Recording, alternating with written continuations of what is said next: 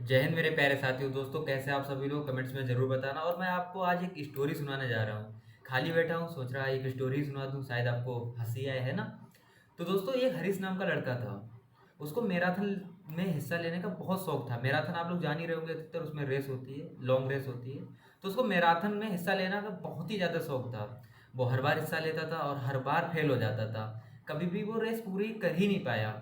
कहने मतलब जितनी रेस होती थी वो पूरी पहुंच ही नहीं पाया और रास्ते में रुक के थक के गिर जाता था, कभी दौड़ ही नहीं पाया।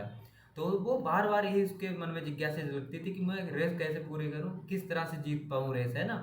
तो क्या होता था, फिर से उसने हिस्सा लिया मैराथन में। उसने ठान लिया कि इस बार मुझे रेस पूरी करनी है, चाहे कुछ भी हो जाए। वो फिर दौड़ा, फिर भागा, फिर गिर गया, फिर छूट गया। फिर अगली बार फिर उसने यही कोशिश की और फिर फाइनली उसने क्या किया, फिर उसने ठाना मन में वही चीज़ कि फिर मैराथन में हिस्सा लेना है और फिर दौड़ना है अच्छे से, और इस बार मुझे कंप्लीट करना है। फिर दौड़ता है, फिर बेचारा रह जाता है। बार बार ये प्रक्रिया चलती रहती है, बार बार फेल होता रहता है। लेकिन वो कभी हारा नहीं, उन्होंने फिर से मैराथन में हिस्सा लिया और फिर दौड़ा। और फिर इस बार दौड़ा, फिर गिर गया रास्ते में। लेकिन उसने सोचा अब ऐसे तो मैं बार बार गिरता रहूंगा, क्यों ना इस बार थोड़ा चल के देख लूँ। अब दौड़ नहीं पाऊंगा तो चल धीरे धीरे पैदल ही चल लेता हूँ। तो धीरे धीरे पैदल चलता गया, थक गया, बिल्कुल थक गया। उससे आगे जितने भी धावक थे साथ के सब आगे निकले, वो फिर थक गया, गिर गया, फिर उठा, बोला यार गिर गया, अब ऐसे तो गिरता ही रहूंगा, चलो फिर उठता हूँ। फिर उठा और चलता रहा, रोता गया, चलता गया। कभी रेस तो जीती गई ना, उसका तो सपना ये था। लेकिन रेस पूरी नहीं हो रही थी, सबसे बड़ी बात ये थी। तो फाइनली वो रेस पूरी कर गया।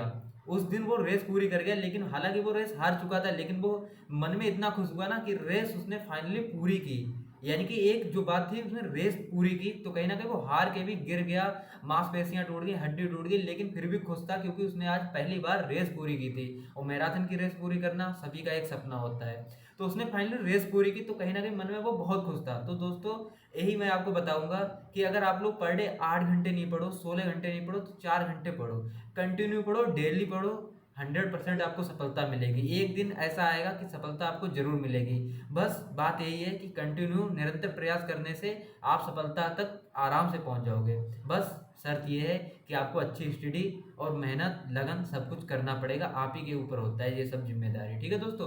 और बात करें यूपी पुलिस कांस्टेबल की, तो 26,000 वैकेंसी है, 36,000 सिलेक्शन। आपको एक भर्ती चाहिए, सिलेक्शन आपको लेना है। तो बस तैयारी अभी से करो, कंटिन्यू करो, चाहे 2 घंटे पढ़ो, चाहे 4 घंटे, मैटर नहीं रखता। पर निरंतर अगर आप लोग पढ़ते जाओगे तो कहीं ना कहीं आप सिलेक्शन के पास पहुंच जाओगे। तो बस यही कहूंगा दोस्तों, वैकेंसी टेंशन ज़्यादा ना लो, वैकेंसी आने वाली है। और 2022 में वैकेंसी हर हाल में आएगी।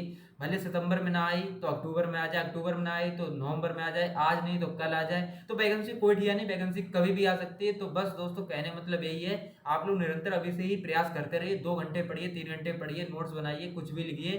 पर आप कहीं ना कहीं उस दायरे में आ जाओगे कि हाँ, सिलेक्शन के आप कहीं ना कहीं प्रोसेसर में फंस जाओगे। सिलेक्शन तक आप लोग पहुंचोगे अभी से ही, अगर आप लोग तैयारी करोगे जब, है ना दोस्तों। फिलहाल चलते हैं, इस वीडियो में इतना ही। जय हिंद।